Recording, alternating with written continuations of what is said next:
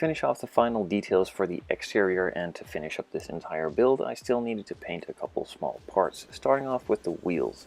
These are a two-tone wheel, with the center being just a regular silver and the lip being a chrome finish. Now the way to achieve a chrome finish, or a chrome-like finish, or at least something that kind of looks like chrome, you need to paint it gloss black first and then apply some chrome paint on top of it. After letting the gloss black finish dry properly, you can move on to carefully and slowly applying some of the chrome finish. The thinner the coat, the better it is, and the better the actual finish in the end will be.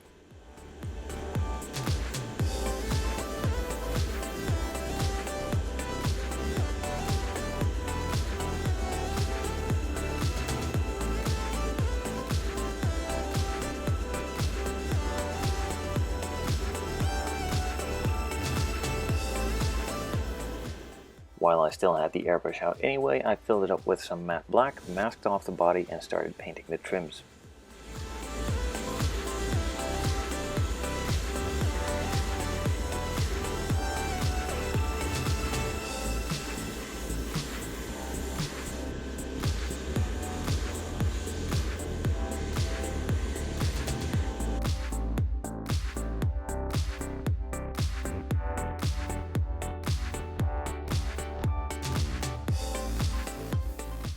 Some additional details on the body needs to be painted black as well, but it was easier just to do it with a brush. Like these headlight buckets, I just took out the brush, some bellow paints, and carefully started painting them. Some other details like the badges on the front and rear also need to be painted, as there are no decals supplied in the kit, which is a real big letdown by Tamiya, as I figured if someone would do it, Tamiya would, but in this case it turns out they just did not add any GTR badges. Only a couple weird Nissan ones that are supposed to be on there as well, but just to finish it off, of course, these details need to be there as well, so I just carefully started painting them by hand, firstly laying down a coat of silver, and later when that dries I will add some red in the center parts.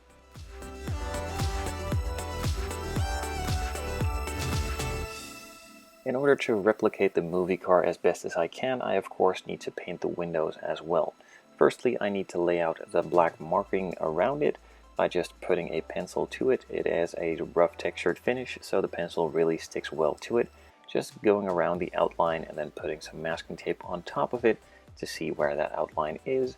And you can just start cutting, as it is a bit see-through, but you can also just hold it against the light and then mark it off again with a pencil or a marker in order for you to have it a bit more clear.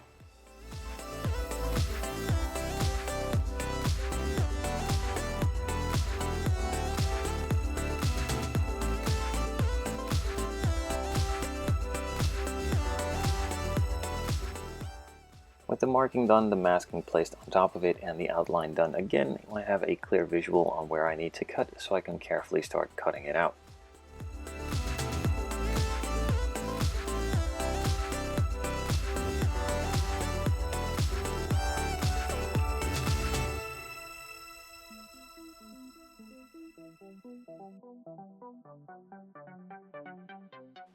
With all of the cutting done, I can remove the excess masking tape and start painting it.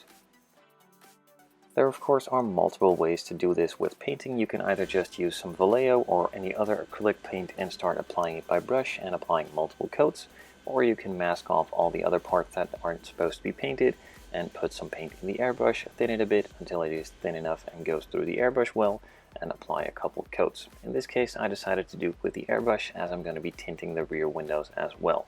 I'm removing the masking on these windows, as of course I need to tint them, and in that case I need to paint on top of the windows and not on top of the masking tape, of course.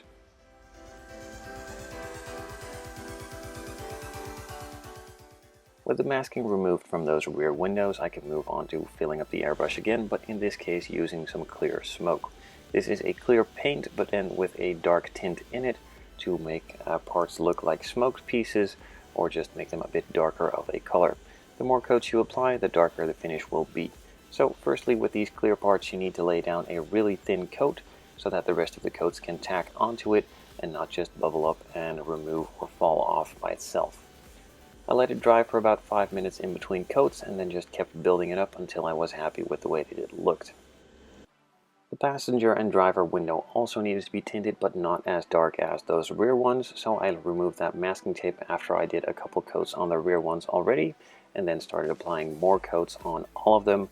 In the rear, of course, they will get darker as they already have a couple coats on them, and the fronts will not be as dark as I'm starting from zero. After applying all of the coats I wanted and the level of tint achieved, I can let that sit and dry for a couple of hours before moving on to putting that in. All the other parts are now all done as well, so these could be assembled. The clear parts had a couple of hours to dry, so this can all be put in too.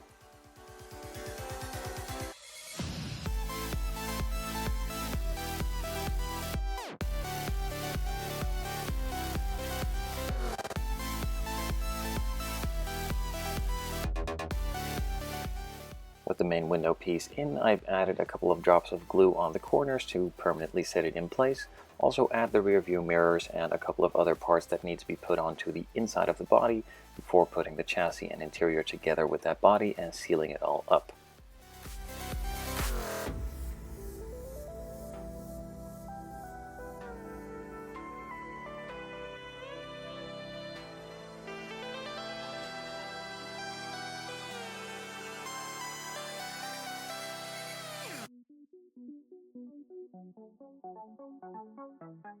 In order to make the lenses for the headlights a bit more realistic, I added a black border around it with some permanent marker to simulate the gasket.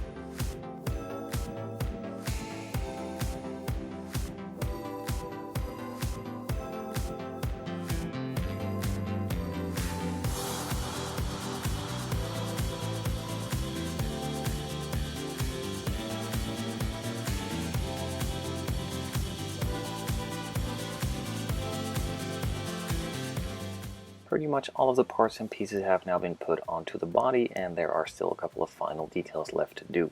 Like I mentioned at the beginning of the video, the outer lip of the wheel is supposed to be chrome and the inner part is just supposed to be a matte silver. Now I could have just masked it off and spent a lot of time, but instead it was just as easy and just as good of a finish to take out a brush and just paint it by hand. The center caps on the wheels have a gold finish with a black inlay, so I firstly laid down a nice layer of gold leaf from Tamiya and then later added some smoke in to highlight those black parts as well.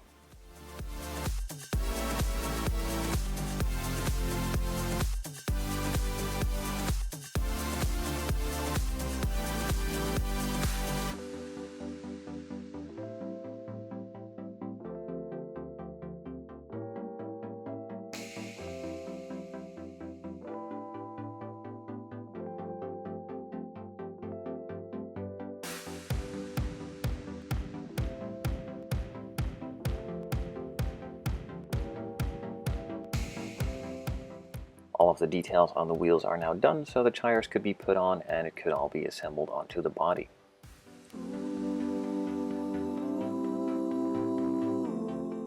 On the front I added a small spacer that was included in the USCP kit. On the rear it fit just fine without any spacing, so it could be glued directly to the brakes.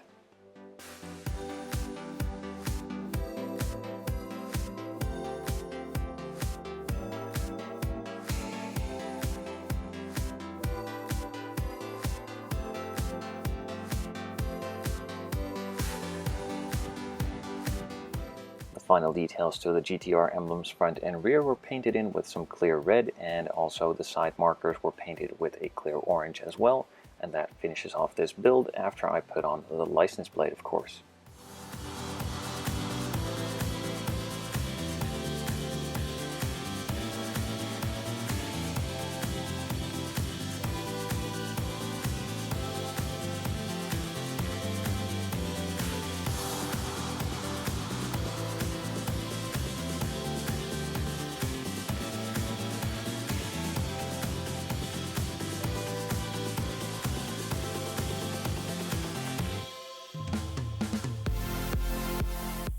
And there it is. Overall, a really easy build to do with a nice conversion done to it.